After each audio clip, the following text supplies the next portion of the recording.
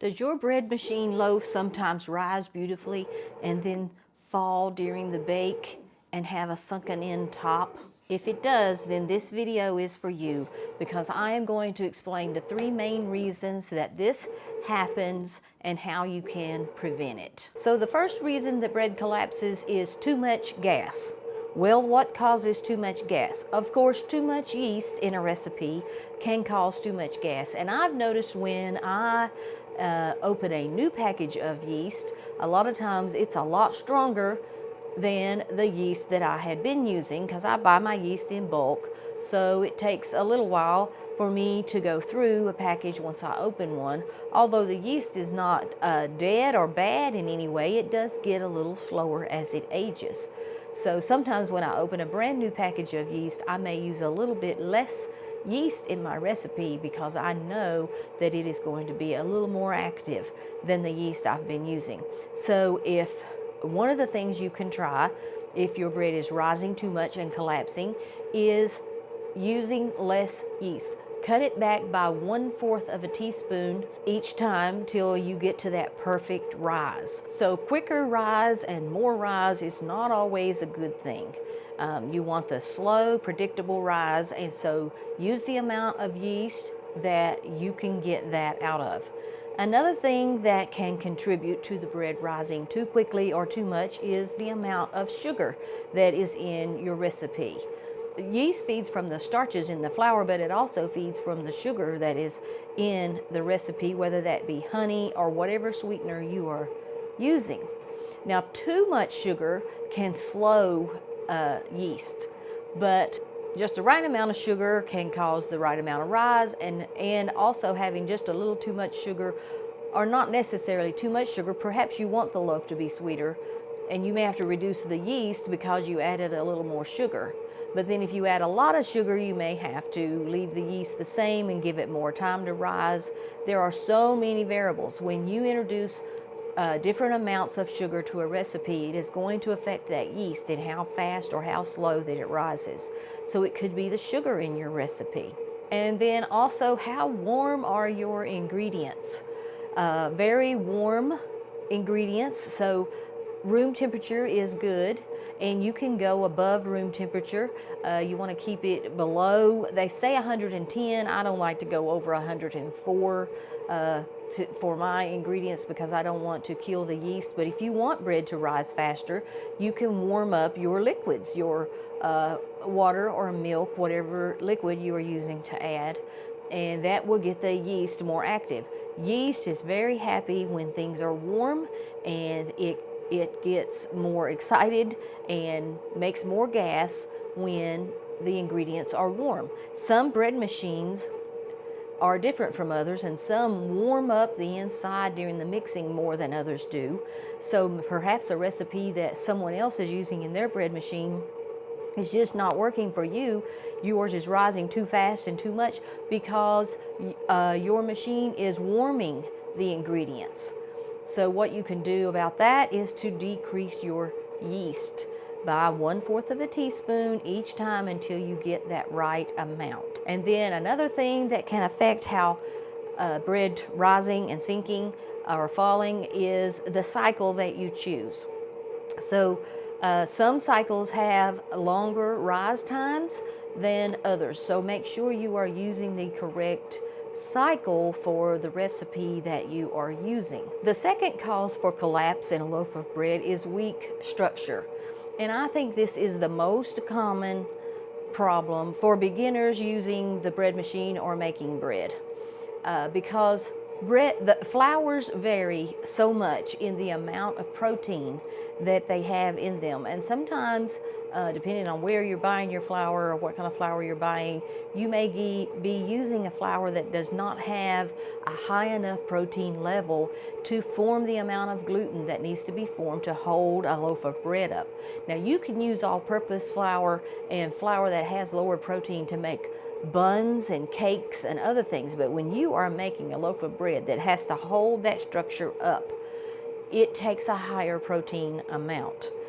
And you'll hear the words protein and gluten kind of interchanged because they are pretty much the same when you are making your bread The flour, when it tells you the protein amount, that indicates to you how much gluten that flour has in it. So if you use a flour with a lower protein amount or a lower gluten amount, then you are going to have a weaker structure. It doesn't mean you can't use it per se, but you may have to add vital wheat gluten to the recipe, or you may have to let the dough initially ferment longer to give that gluten time to form. The best bet if you're using a bread machine is to use a good quality bread flour. Read that label, find out how much protein is in it. I like to have 13% or above in my bread flours when I am making bread in the bread machine. Another thing that causes weak structure and can cause your bread to fail is too much liquid. So when you have more liquid in your recipe than the flour can absorb, that weakens the gluten structure. And a lot of times you'll get a nice beautiful rise, but it'll have really big bubbles sometimes when you have too much liquid. That's a good indicator that you have too much liquid, is that the crumb has really big holes, or it has really big bubbles. As you see it rising, you can see the bubbles just underneath, and they're big. That's because you have too much liquid in your recipe and you need to cut back. So if you're having that problem, you'll want to hold out, say, 1/4 of a cup of your liquid, let it start to mix, and then add the rest of that liquid in a tablespoon at a time until you see that dough ball forming nicely and taking shape. And that'll help you understand how much liquid you need. Another thing that can cause weak structure is over fermentation. This can be caused by how warm the environment is. The warmer it is, the more it's going to ferment, and also how long it ferments. So if you're using a cycle with a longer ferment than is needed, like a whole wheat bread cycle, and you're not using whole wheat, or maybe you're doing a 50-50 loaf, you may get over fermented bread, which means it's going to rise and collapse. So make sure you're using the right cycle. And you can leave me comments below and let me know what your problem is when you're making your bread, what kind of failures you are having, and I will do my best to answer those comments and help you be successful in making your bread in the bread machine. And the third reason that bread often fails in the bread machine with a collapsed top is timings. And that goes back to the cycle that you choose. You know, there's a sweet bread cycle, there's a whole wheat cycle, there's all different kinds of cycles here on the bread machine, and they have different fermentation times. And I have an entire playlist, which I'll put a card here, that explains all the different cycles on the bread machine, how long they do each thing, how long they need, how long they let it rise, and all of that. So if you want to understand your bread cycles more clearly, especially the KBS, I do use the KBS in those videos, it will help you understand how long your cycles, what each cycle is doing. So you wouldn't want to put a sweet bread on the number 1 cycle, or the whole wheat cycle. You want to make sure the cycle matches the kind of bread that you're making. And another thing I want to mention here is, if you are making gluten-free bread, do not expect that bread to dome up on top like a normal loaf of bread, because it has no gluten, and gluten equals structure, and structure is what gives you that dome and that rise. Expect it to be more like a cake and kind of flat on top, because it is not going to have that structure because it does not have any gluten.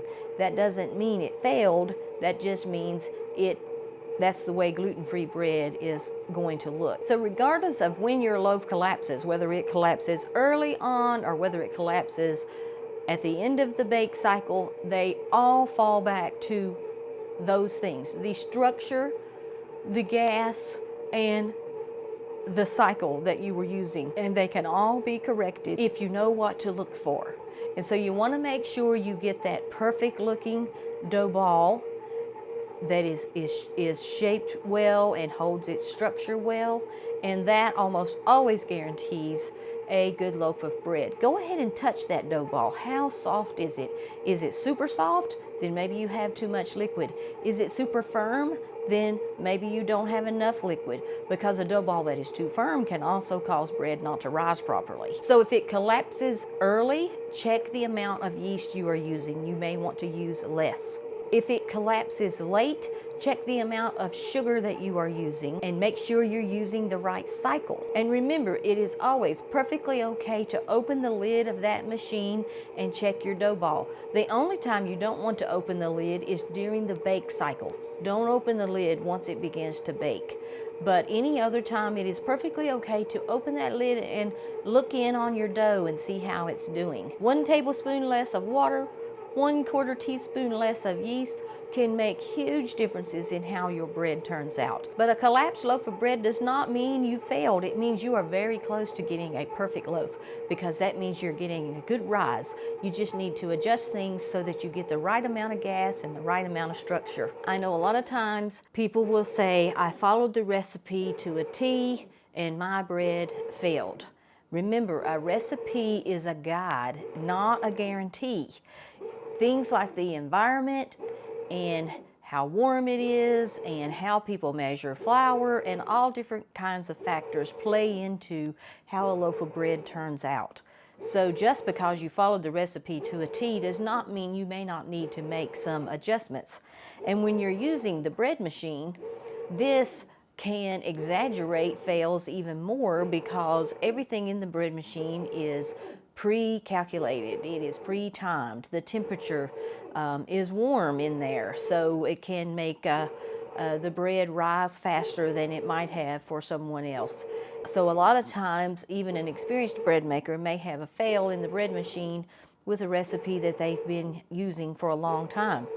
Because the bread machine, although it is a wonderful invention and it does a wonderful job, it is still a machine, and you have to apply the human eye and knowledge to the machine to make sure you get the best loaf out of your machine. Bread basically has 2 jobs when it is in the making. It needs to produce gas. The yeast that we put in the recipe causes the dough to produce gas or bubbles. Think of it as blowing up a balloon.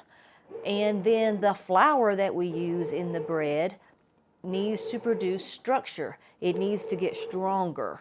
So if you have too much gas and not enough structure, then the bread is weak and it can't hold up.